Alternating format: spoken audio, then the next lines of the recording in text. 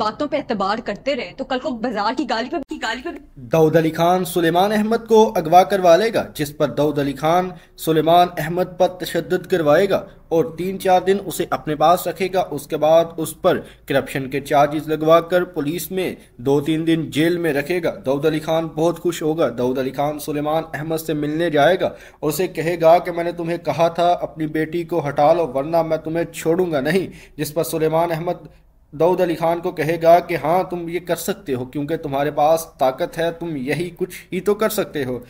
جس پر سلیمان احمد کے منہ پر داؤد علی خان تھوک دے گا اور کہے گا کہ تمہاری اوقات ہی کیا ہے، 2 ٹکے کے تم آدمی ہو اور تم یہ خواب دیکھ رہے ہو کہ تمہاری بیٹی میرے گھر کی بہو بن جائے۔ اس سے پہلے تم یہ خواب کئی بار دیکھ چکے ہو، تم نے زبیدہ سکندر کو بھی میرے بارے میں جو جو بتایا تھا مجھے آج تک یاد ہے، تم نے ہمارے درمیان بہت زیادہ نفرتیں بڑھائی تھی، جس پر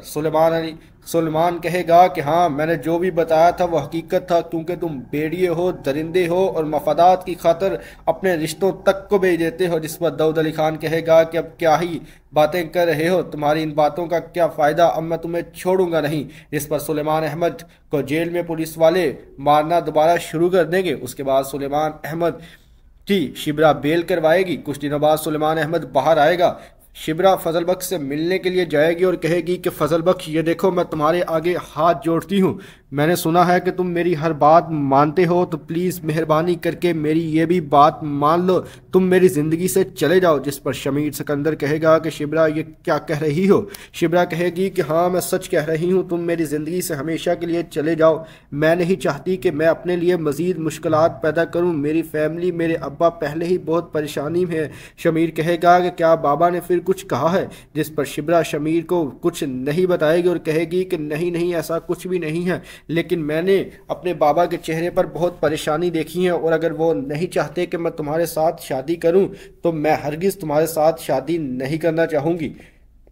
شمیر سکندر کہے گا کہ شبرا تم یہ کیا کہہ رہی ہو، تم جانتی ہو نا میں تمہارے بغیر زندہ نہیں رہ پاؤں گا، میں مر جاؤں گا۔ جس پر شبرا کہے گی کہ فضل بخش کوئی کسی کے بغیر نہیں مرتا ہے، اگر تمہیں میرے بغیر زندہ نہیں رہ پاؤ گے، اگر تمہیں مرنا ہے تو تمہیں موت قبول، میں اب تمہارے لیے مزید کچھ نہیں کر سکتی ہوں۔ شمیر کہے گا کہ شبرا یہ تمہیں کیا ہوا ہے، تم ایک لمحے میں ہی کیسے بدل گئی ہو؟ شمیر کو کچھ اندازہ ہونا شروع ہو جائے گا کہ اس سب کے پیچھے آخر کھیل کس کا ہے۔ شمیر اس کے بعد اپنے باپ کے پاس جائے گا۔ شمیر اپنے باپ سے کہے گا کہ آپ نے سلیمان احمد کے ساتھ کیا کیا ہے؟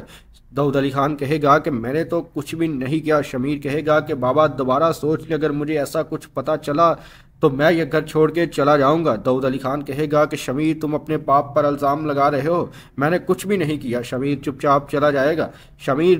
سلیمان احمد کے پاس جائے گا، سلیمان احمد بھی اسے بتانے سے کچھ منع کر دے گا اور اسے دھکے دے کر اپنے گھر سے باہر نکال دے گا، لیکن سلیمان احمد کے سر پر اور جسم پر لگی چوٹوں کے نشان سے شمیر سکندر کو خوب اندازہ ہو جائے گا کہ کیا ہوا۔ اس کے بعد شمیر جائے گا داؤد علی خان کے ایک ملازم کے پاس اور اسے کہے گا کہ مجھے سچ بتاؤ کہ کیا ہوا ہے۔ شمیر ساری باتیں جب سن لے گا تو اسے پتہ لگ جائے گا کہ داؤد علی خان نے سلیمان احمد کے ساتھ کیا کیا ہے، تو شمیر بہت غصے میں اپنے باپ کے پاس جائے گا اور جا کر کہے گا کہ بابا آپ نے اچھا نہیں کیا، سچ میں آپ ایک بیڑیے ہو، میں اس گھر میں ایک صورت بھی نہیں رہنے والا، ایک لمحہ بھی میں اب اس گھر میں نہیں رہوں گا۔ جس پر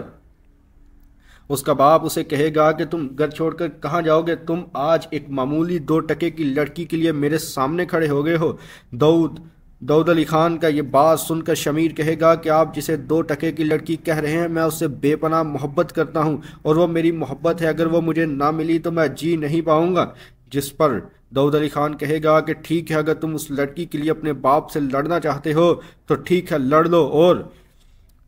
شمیر سکندر یہ دھمکی بھی لگا کے جائے گا کہ اگر بابا اب سلیمان احمد یا شبرا کو آپ نے کوئی نقصان پہنچانے کی کوشش کی تو میں آپ کو چھوڑوں گا نہیں، میں آپ کے سامنے دیوار بن کے کھڑا ہو جاؤں گا، اگر شبرا کو کوئی نقصان پہنچانا ہوگا تو آپ کو سب سے پہلے میری لاش کے اوپر سے گزر کر جانا ہوگا، پھر ان کو نقصان پہنچانا ہوگا۔ داؤد علی خان کہے گا کہ بس اب شمیر یہاں سے چلے جاؤ، شمیر غصے سے وہاں سے چلے جائے گا۔ دوسری جانب مہرین آئے گی اور مہرین کہے گی کہ کیا انکل ہم نے غلطی تو نہیں کر لی، شمیر تو جا کر شبرا سے شادی کر لے گا اور یوں ہمارے سارے خواب ادھورے کے ادھورے رہ جائیں گے۔ جس پر داؤد علی خان کہے گا کہ وہ نہیں شادی کرے گا کیونکہ سلیمان احمد کبھی بھی شمیر کے ساتھ اب اپنی بیٹی کی شادی نہیں کروائے گا۔ مہرین کہے گی کہ اگر انکل ایسا سچ میں ہو گیا تو، جس پر داؤد علی خان کہے گا کہ ایسا کچھ نہیں ہونے والا۔ مہرین کہے گی کہ انکل آپ رہنے ہی دے، آپ نے پہلے بھی مجھے بہت دلاسے دیے تھے کہ آپ شمیر کو منا لیں گے لیکن آپ شمیر کو نہیں منا پائے، دیکھا اب وہ شبرا کے پاس چلا گیا اور وہ شبرا سے شادی ضرور کر لے گا۔